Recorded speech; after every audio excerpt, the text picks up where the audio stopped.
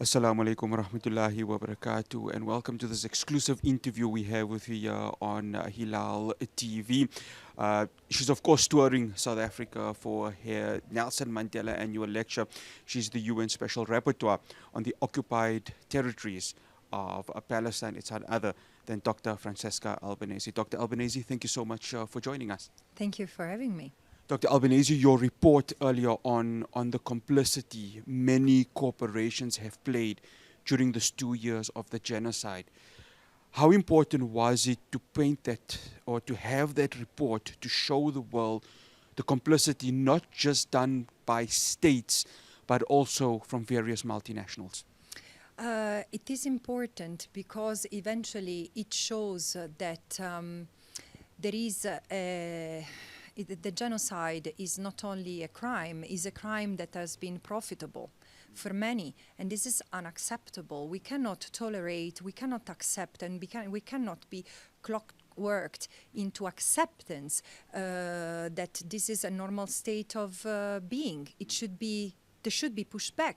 And it's important that those who have partaken in the crimes that Israel has committed, from extrajudicial executions and forced displacement, home demolitions, forced evictions, to acts of torture and genocide, they need to be held accountable, including businesses, of course. But this is a genocide that would have not been possible without the private sector, including banks and universities and charities. It's really a rich landscape being involved, without the complicity of member states, who have first and foremost, through their actions and omissions, created the environment that has let Israel's impunity fester. We speak of international law, and during your report on how corporations have played a role in the complicity or the genocide in Gaza, when we speak of the necessity of holding them accountable and the impunity that Israel has enjoyed, are we still in the belief that international law can hold not just states but also these corporations accountable for the deaths of close to 70,000 Palestinians, even more if we are to believe the Gaza Health Report? Look, I think that part of making the system better is about understanding what international law is and is not. International law is not a magic tool. International law is not a magic wand. It doesn't happen without enforcement. So member states, of course, state institutions are the first responsible to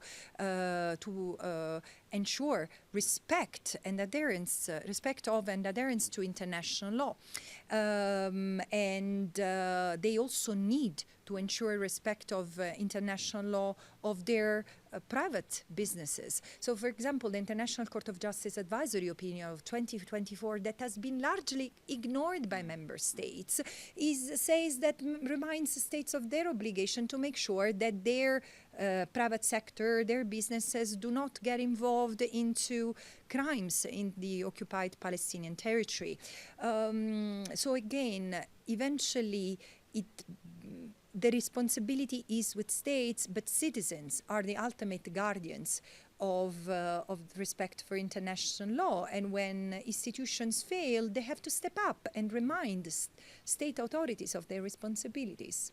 Dr. Albanese, the Prime Minister of your country of birth, Giorgia Meloni, had an ICC complaint filed against her. Of course, we don't know what's going to happen in terms of the progression, in terms of that. But I spoke to somebody who was on the flotilla from Italy, Maria Dalia, and she told me that the overwhelming support of Italian citizens for the solidarity of Gaza and for the protection of human rights supersedes that of the government.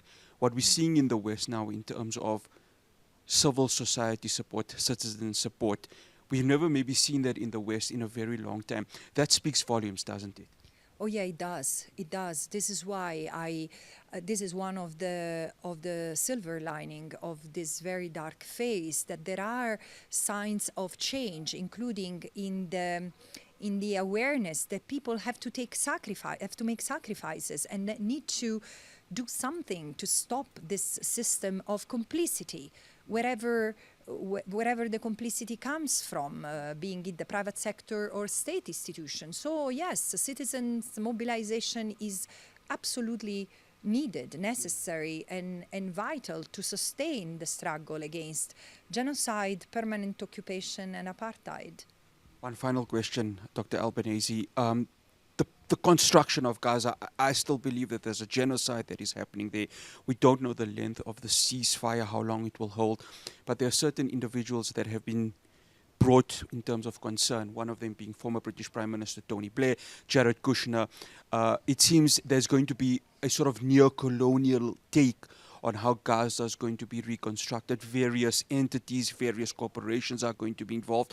How important is it for the United Nations? And I'm sure you will be keeping a close eye on what happens there. But how do we, as the world, make sure that the citizens of Gaza are not being used as a tool of capitalism and neo-colonialism? They have been used already, because the Palestinians have unwillingly provided an endless testing ground for Israel of weapons, surveillance technologies that have made Israeli surveillance products so profitable and bought in so many countries, including in the global majority.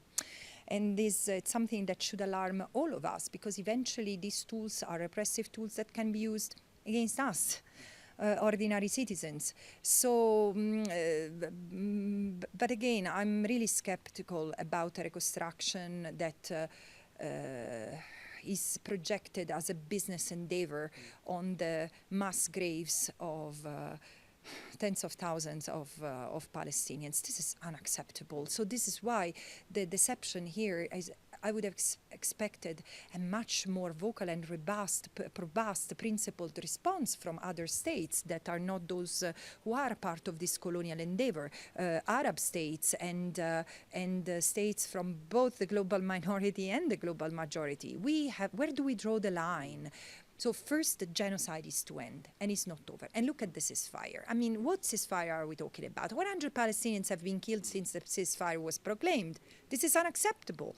And these deaths have to be accounted for.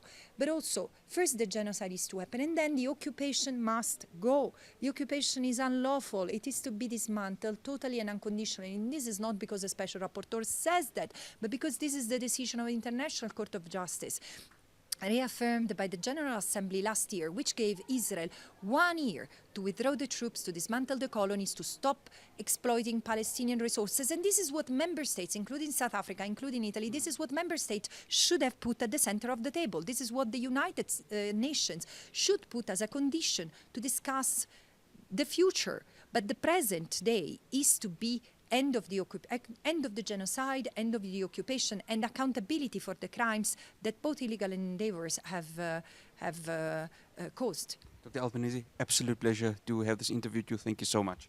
Thank you.